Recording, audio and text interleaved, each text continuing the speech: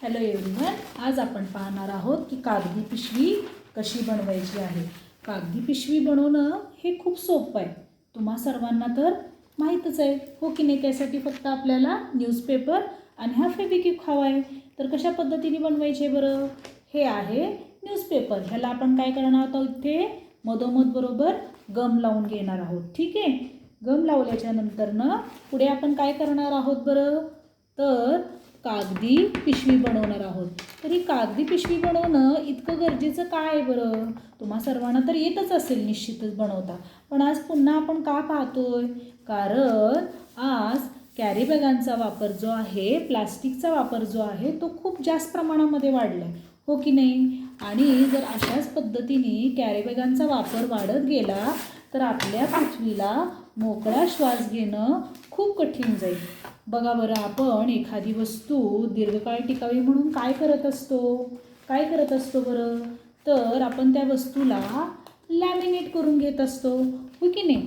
आणि लॅमिनेट केल्याच्या नंतरनं काय होतं, ती वस्तू दीर्घकाळ राहते.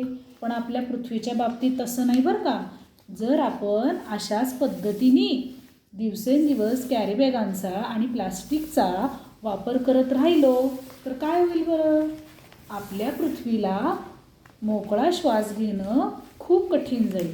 आणि त्याचा परिणाम काय होईल बरं, त्याचा परिणाम असा होईल की आपल्याला देखील इथं राहणं पृथ्वीवर खूप कठीण जाईल. पण प्रत्येक वेळेस तर आपण टाळू शकत नाही ना कॅरी बॅगांचा वापर करणं हो की नाही. तर अशा प्रसंगी आपण काय करू शकतो, तर अशा प्रसंगी आपण छोट्या छोट्या ज्या गोष्टी आहेत तिथे आपण कागदी पिशव्यांचा वापर करू शकतो. जसं की आपण मेडिकलमध्ये जातो ना, मेडिकलमधले औषधं आणतो, किंवा जेव्हा केव्हा आपण मेडिकलमध्ये गेल्याच्या नंतरनं जेव्हा केव्हा आपण छोटं सामान औषधं वगैरे आणतो, त्याचबरोबर जेव्हा आपण स्टेशनरीचं सामान आणत असतो, अशा प्रसंगीसुद्धा आपण कागदी पिशव्यांचा वापर करू शकतो. आणखीन काय होऊ शकतं बरं ह्याच्यातून, जरी समजा आपण कॅरी बॅगांचा वापर पूर्णपणे टाळू शकत नसलो तरीही त्याला आपण रिसायकल करू शकतो, रियूज करू शकतो त्याचा हो की नाही. आणि बऱ्याच प्रसंगी रिफ्यूजसुद्धा करू शकतो हो की नाही. तर ह्याच्यासाठी काय असणं गरजेचं आहे बरं, सगळ्यात महत्त्वाचा आपला निर्धार असणं गरजेचं आहे की जितकं शक्य होईल तितकं मी काय करेन बरं, की मी कॅरी बॅगांचा वापर कमी करेन.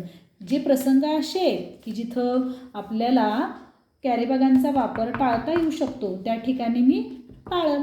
यातून काय होऊ शकतं बरं, सगळ्यात महत्त्वाचं म्हणजे आपल्या पृथ्वीला एक भविष्यासाठी आपण त्याचं संरक्षण आणि संवर्धन करत असतो हो की नाही.